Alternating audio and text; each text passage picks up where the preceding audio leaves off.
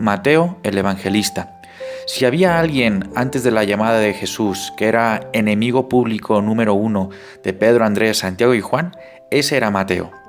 ¿Quién era y cómo era? Mateo, o Leví, como lo llama Lucas, era hijo de un tal Alfeo y vivía en Cafarnaún, en la ciudad donde los otros apóstoles ejercían su profesión de pescadores. Mateo era publicano, es decir, colector de impuestos para los romanos, un judío vendido al poder opresor del pueblo. Para los judíos, estos publicanos eran infames y odiosos. Los aborrecían, veían sus propiedades o dinero como fortunas de ladrones y les prohibieron su comunión y participación en actividades religiosas, al igual que todos los eventos de la sociedad cívica y de comercio. Los publicanos se enriquecían ilegalmente con el sudor de otros, aumentando tarifas para su beneficio personal a la ya alta cuota para el César. Sin duda, eso pensarían Pedro y compañía. Seguramente Mateo habría escuchado desde su puesto de trabajo las predicaciones de Jesús en Cafarnaún, las cuales habrían penetrado poco a poco su corazón usurero, pues apenas Jesús lo llamó, no tuvo miramientos y dejó todos sus intereses y relaciones para seguir al Maestro. La felicidad que no encontraba en la riqueza, la encontró en la pobreza de espíritu predicada por Jesús.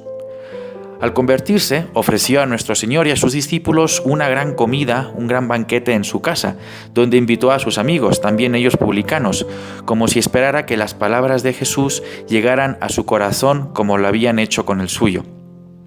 Esto escandalizó a los fariseos, pues ¿cómo podía Jesús sentarse a la mesa con publicanos, públicos pecadores? La respuesta de Jesús impresionó a Mateo. No tienen necesidad de médico los que están sanos, sino los que están enfermos. De hecho, no he venido a llamar justos, sino a pecadores. Pedro y compañía también tuvieron que moldear su corazón para hacerle un hueco a Mateo, hasta ese entonces su enemigo, pero ahora su hermano. ¿Qué hizo y dónde predicó? Hay disparidad de versiones acerca de dónde predicó y dónde murió Mateo. Al parecer, después de Pentecostés, Mateo predicó varios años en Judea. Después fue a predicar entre los partos y los persas, pero sobre todo en Etiopía, donde venció a 2 magos que se hacían adorar como dioses y resucitó a la hija del rey Egipo. Entre los años 60 y 80 escribe su Evangelio, dirigido a judíos convertidos al cristianismo y por ello familiarizados ya con el Antiguo Testamento. Lo que Mateo quiere hacerles ver es que Jesús es el Mesías prometido en el Antiguo Testamento. Lo escribió en arameo, aunque solo poseemos una versión en griego. A San Mateo se le puede dibujar acompañado por un ángel en forma de hombre, pues su evangelio comienza haciendo la lista de los antepasados de Jesús como hombre y narrando la aparición de un ángel a San José. ¿Cómo murió? Fue martirizado por oponerse al matrimonio del rey Hircíaco, sucesor de Egipo, con su propia sobrina, la cual se había convertido al cristianismo por la predicación del apóstol. Fue muerto al filo de la espada cuando estaba orando al pie del altar después de celebrar misa, lo cual le vale otro de los atributos de su iconografía, la espada, que a veces se cambia por alabarda o hacha. Según otra versión, Mateo murió en Hierápolis, en Partia, y quien sufrió martirio en Etiopía habría sido Matías, el sustituto de Judas Iscariote. ¿Dónde están sus restos mortales? Sus restos mortales fueron trasladados a Salerno en el siglo XI por orden de Gregorio VII. ¿Qué aprendizaje recibimos de San Mateo?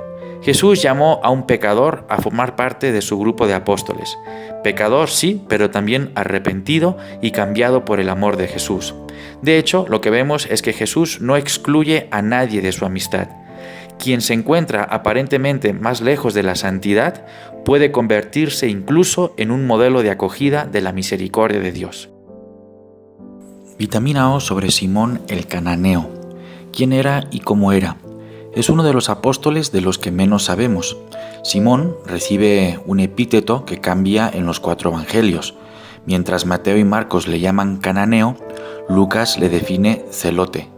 En realidad, los 2 calificativos son equivalentes, pues significan lo mismo. En hebreo, el verbo caná, de ahí viene la palabra cananeo, significa ser celoso y apasionado, lo mismo que los celotes.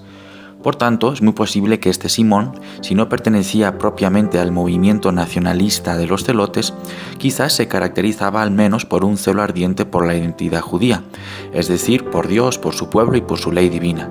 Si esto es así, Simón es todo lo opuesto de Mateo, que por el contrario, como publicano, procedía de una actividad considerada totalmente impura para los judíos.